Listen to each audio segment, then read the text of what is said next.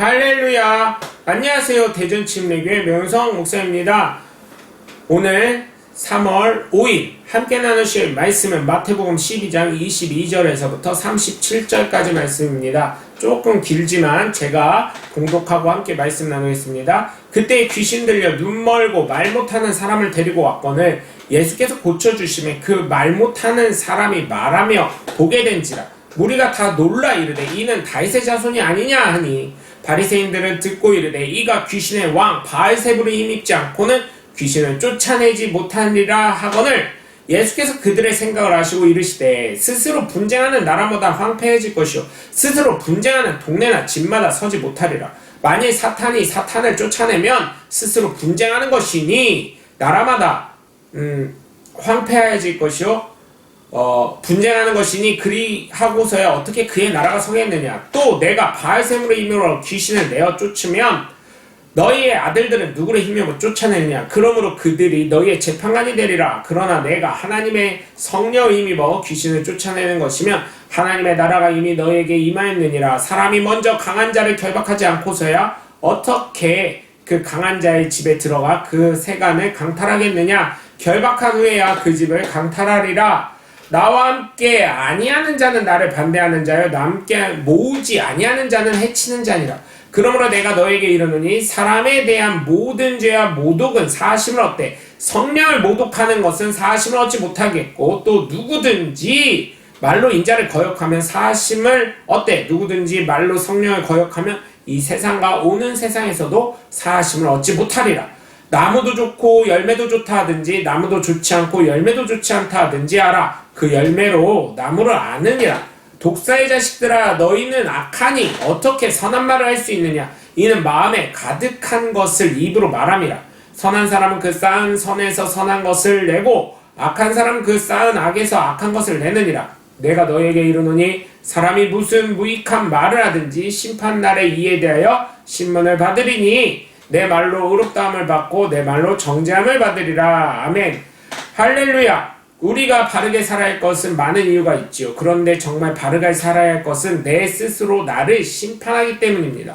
그 심판으로 말미암아 내가 정죄받습니다. 그래서 우리는 정말 바르게 살아야 합니다.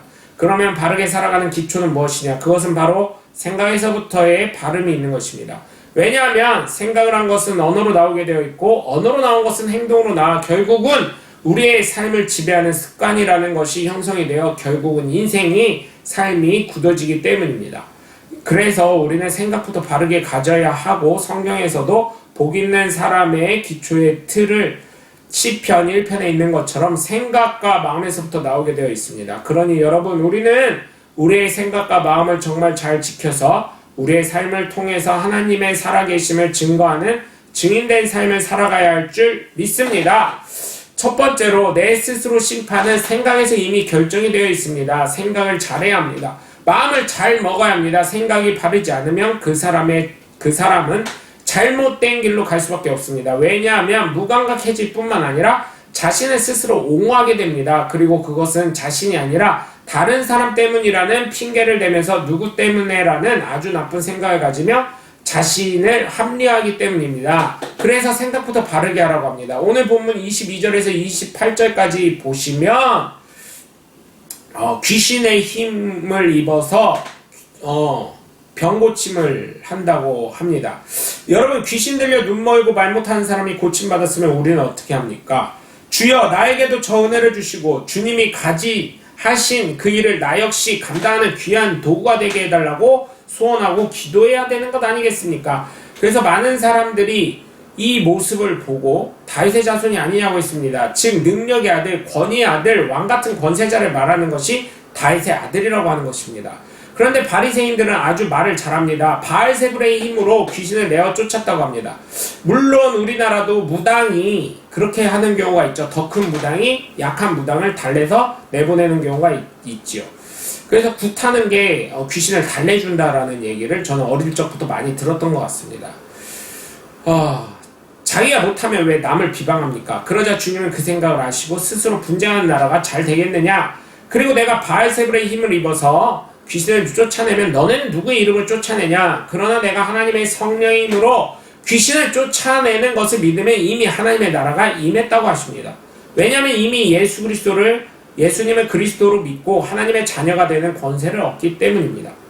보는 것 같아도 생각이 다르니 어떻게 됩니까? 다윗의 자손이라 많은 군중은 하나님의 귀한 자녀들이 다 되었지만 바리새인들은 사단의 자녀들이 되고 심판을 받는 아주 무시무시한 일들이 벌어집니다.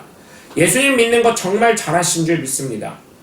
교회 나오시는 것 정말 잘하시는 것입니다. 무교회주의자를 비롯해 예수 안 믿는 분들은 반드시 지옥 갑니다. 그리고 주님 되시는 예수님과는 점점 멀어져 갑니다. 왜냐하면 그들은 주님을 인정하지 않는 범죄를 저질렀고 예수님을 죽인 살인죄가 없어지지 않았기 때문입니다.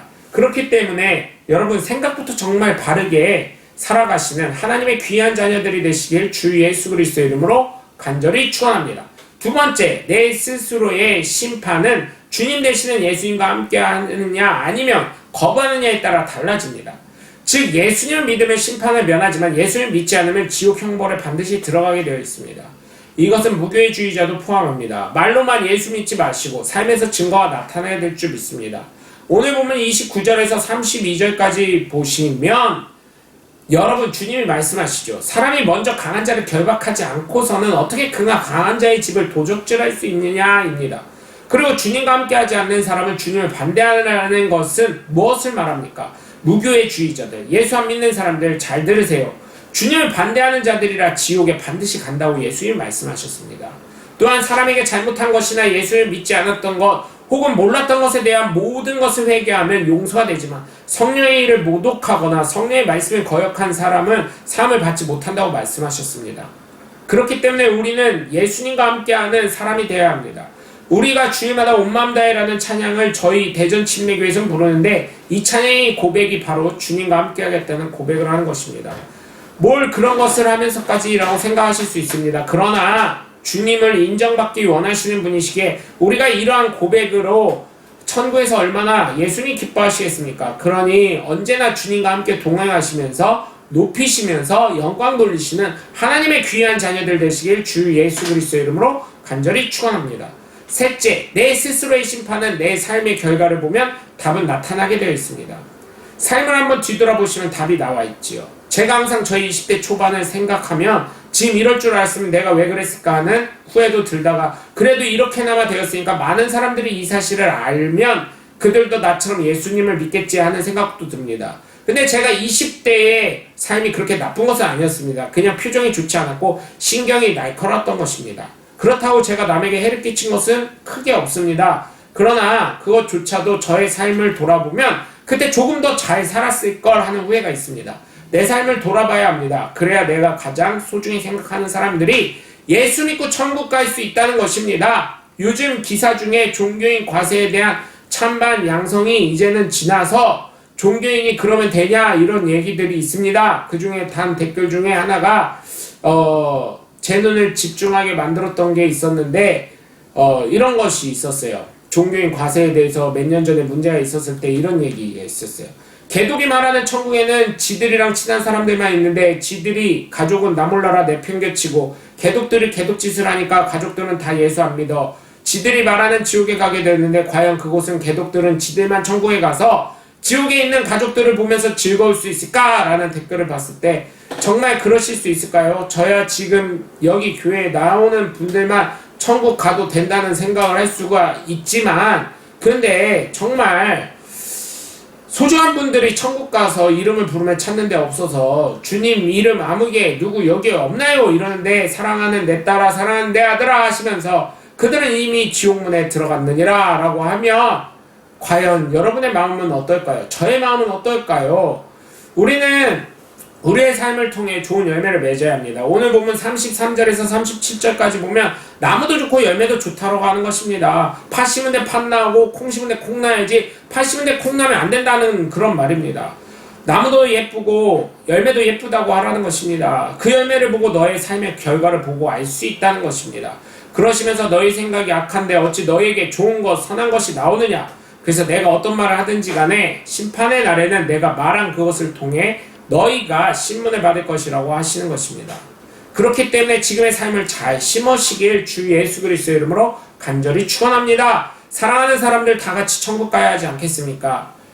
정말 여러분 저도 그렇고 여러분도 그렇고 사랑하는 사람들과 모두 천국에서 뵐 수 있는 하나님의 귀한 자녀들이 되도록 바른 삶을 살아가시길 주 예수 그리스도 이름으로 간절히 축원합니다. 여러분 오늘도 함께 해주셔서 감사하고요. 저와 여러분의 삶 가운데 하나님의 영권, 인권, 물권이 넘쳐나시길 주 예수 그리스도 이름으로 간절히 축원합니다. 저는 대전침례교회 명성 목사였습니다. 감사합니다. 샬롬.